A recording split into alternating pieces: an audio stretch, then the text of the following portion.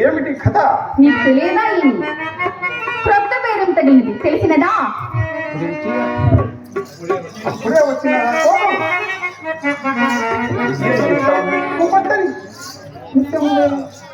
అవునవును, ఎవరి మాటలు వారికి ఇంపుగా ఆనందంగా ఉంటాయి. మరి ఈ పూట ఎవరో తప్పకుండా పైకి ఇస్తానని నమ్మకముగా చెప్పి వెళ్ళినందున మాయమ్మనోరు కట్టవచ్చును కదా అని మహా సంబరపడిపోయి మూస్తాపై మరి ఇదిగో కలిగిన ఫలం. అయినా అదేం పాపము గాని ఆడు తన ప్రాణం వచ్చినా ఈ మగవారి మాత్రం ఏ చండాలుడు నమ్మని వాడు నిర్మూలమైపోడు. ఏదో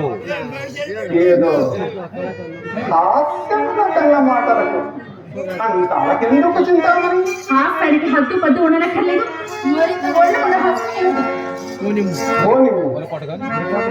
పొరపాటు గాని కొత్త కాదుగా. సుఖి శెట్టి ఎందులోకి వచ్చినాడు? అదిగో ఇకనేమి మనసులో ఏదో మలినం ఉండనే ఉన్నది. అయినా ఆ సంగతి మీకెవరు చెప్పారు?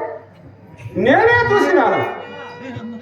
వీధి గుమ్మమ్మన వచ్చినచో మీ అమ్మ కంట పడవలసి వచ్చినని పెరట గుమ్మమ్మకు వచ్చేసరికి అతడు సఠాలను తలుపు తెచ్చుకొని భడాలను బయటకు వచ్చినాడు. ఆ పాటున నన్ను చూసి అతడు చూసి నేను తెల్లబోయినాను. అంతటా అతని అనుమానము కలుగుకున్నట్ల కోడలు కూడా కొంత దూరం నడిచి కూడా వెళ్ళినాము. అమ్మయ్యో, అతని రాకను గురించి ఈ మహానుభావుడు అడిగి ఉంటాడు. ఆయనను శెట్టి గారు చాలా తెలివైన వారు. ఈయన గారు ఆయన ఏమడిగారో ఆయన గారు ఈయనకి ఏమని సమాధానం చెప్పారు. మధ్యలో ఏ మాత్రం పొల్లు తప్పు మాట్లాడినా నాకే కదా చిక్కు. సరే సరే, నేనే ఈరోజు ఎలాగైనా తప్పించుకోవాలి. ఏమండి శంకరం గారు, చెప్పండి. దగ్గరకు రండి. మరి అంత దూరంగా ఉంటే ఇలాగా చెప్పేదాకా ఆగరు కదండి. మరి ఎందులో తీసుకుని శెట్టి గారు అని మీరే ఆయన ఒక్క మాట అడగలేకపోయారు. అడిగినా ఏమన్నారు?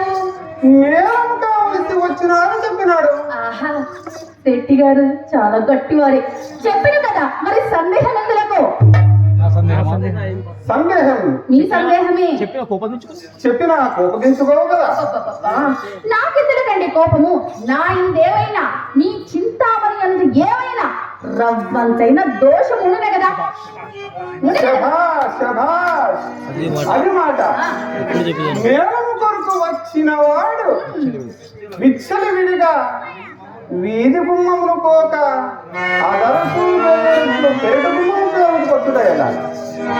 అప్పుడే కోపం వచ్చినట్ట ఉదయం లేదు. కానీ ఆ సంగతి కూడా మీరు అతన్ని అక్కడే నిలబెట్టి అడగలేకపోయారా? అడిగేవాడిని. అంతలో ఒక బాల్యం పడి బొక్కాల సమావేశమున పరమాదరం చేత కుశల ప్రశ్న వేయించి కొంత దూరం నడిచి కూడా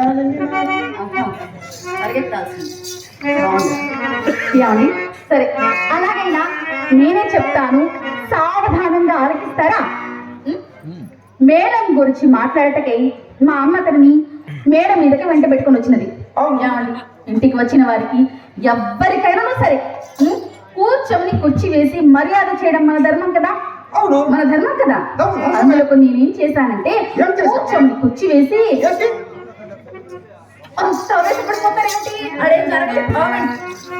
తాంబూలం ఇచ్చానండి. తాంబూలము కంగారు అయిపోతున్నారేంటి? అంతే, తాంబూలం ఇచ్చాను. ఆ తాంబూలానికి ఆయన అష్టవంకర్లు తిరిగిపోయి నా వైపు ఇస్తులిస్తూ సకిలిస్తూ ఆయన రమేష్ గారు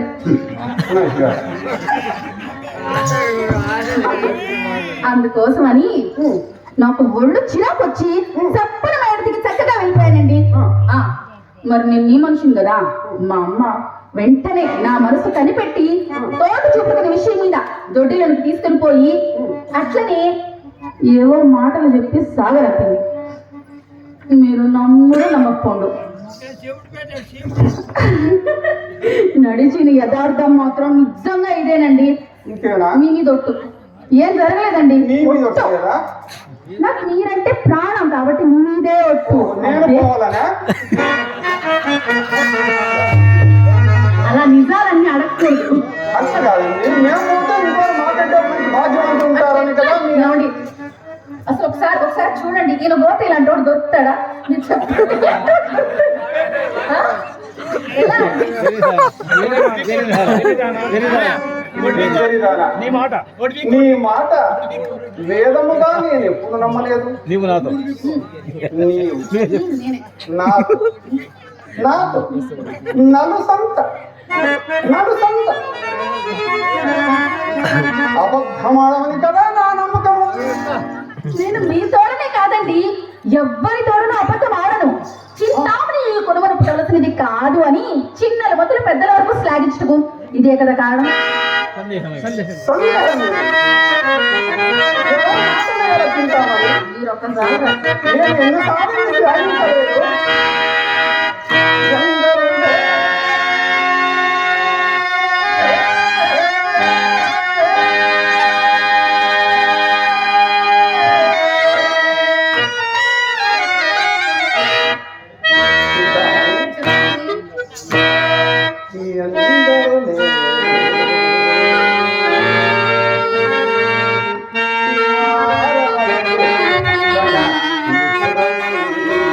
అవునవును.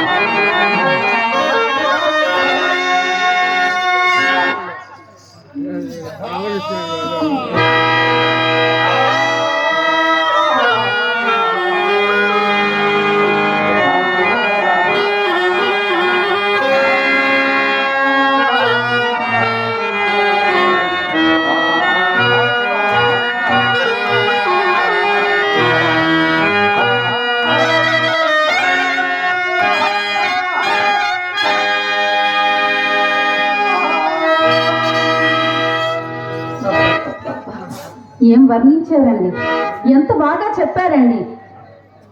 ఏమండి మరి డబ్బు తెస్తారని వెళ్ళారు కదా, ఆ పని ఏమైందో చెప్పరాదు. దైవము తరచుగా ధనికులను నాటుకలు తాటి పత్రులు తోడను ఆహా, చేతులు చెవం రాకులు తోడను